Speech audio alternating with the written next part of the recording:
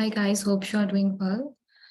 This is week 6 lecture of business operations and management about team building. In this lecture, we are going to cover these are the learning outcomes and this is the topics that we are covering in this slide in week 6 about team building and team working, and we will study about principles of leadership as well. Here is the recap of last session that we have covered under week 5.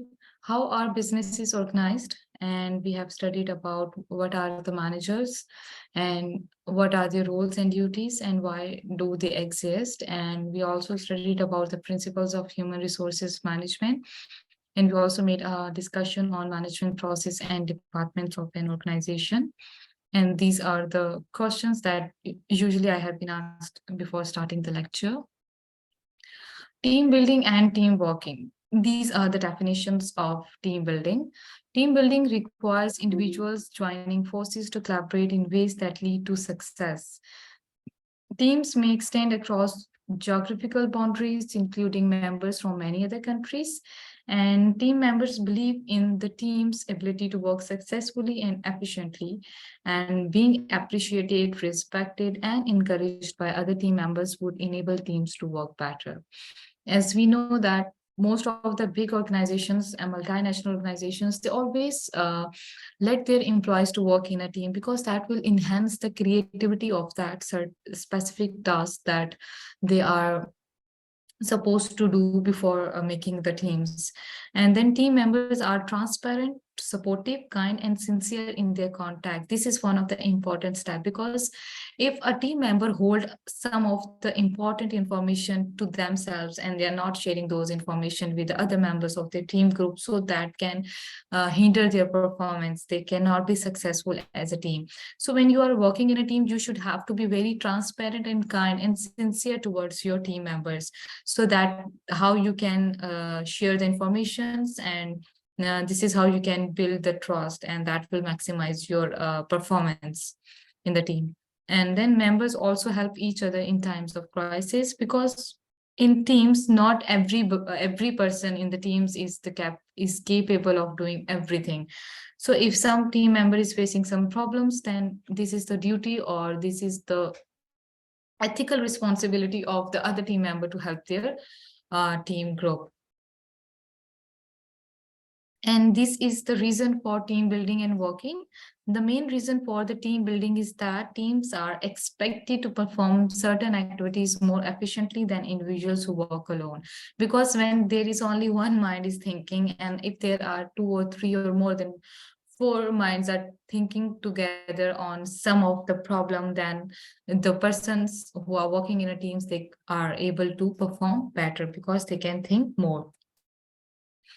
There are the examples of team working that we have discussed, and then this is one of the videos present on the slides about team building. And then we have discussed about the conditions for effective team building, in which we have studied establishing a real team with the right size, relatively stable leadership, and working on a challenge that needs teamwork. Because always consider the size of the teams. When the teams is about 10 plus people, then it will be very hard to handle by a single manager. So team should be like relatively in a right size. And the purpose and the overall purpose of the team must be value driven and translated into clear, challenging team goals. Because before establishing a team, the purpose and the goals behind establishing that team should be communicated to each member of the team, so that they would be clear about their challenges that they have to meet, and what their team leader could be expected from them. They would be clear about that.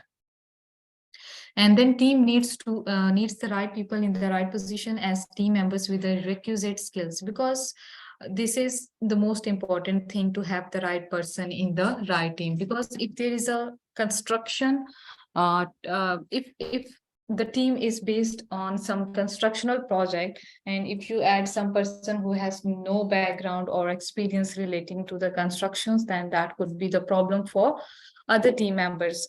So in the team's right positions for the right positions, there should be the right people for that. And then they should be individuals who promote effective team building through their actions. Then after studying the team building, we have the second topic that we are going to discuss in week 6, that is what is leadership. We have made a very good discussion about that in class, about what is the leadership and how we can differentiate the leadership from the manager. So just starting from the basic definitions of leadership. Leadership is basically the process of directing the behavior of others towards the accomplishment of some objectives. Like directing in the sense means causing individuals to act in a certain way or to follow a particular course. Course means a purpose or a direction. And ideally, this course is perfectly consistent with such factors like organizational policies, their procedures, and the job descriptions. And the central theme of leadership is getting things accomplished through people. And then this is one of the video available on the slides about leadership. And principles of leadership are: leadership is not easy. There are a lot of moving parts and a great deal of responsibility. Great leaders don't just manage, they clarify the future of the teams and customers. Because when we see our manager in an organization, we see that only manager do what they do.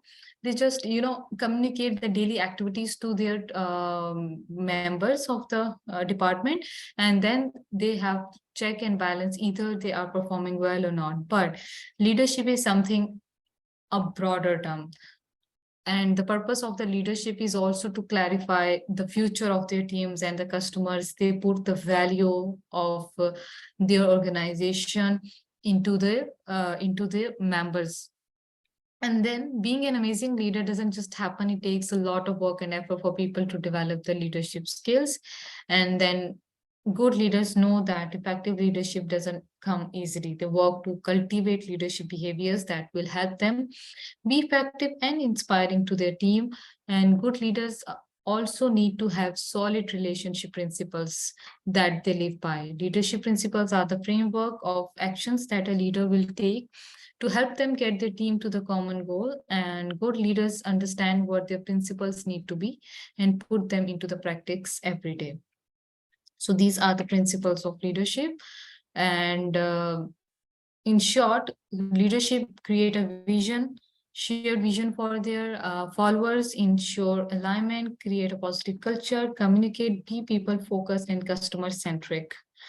And then we have discussed these principles one by one in detail. And then we have studied about leadership principles, and then we have watched a video on it.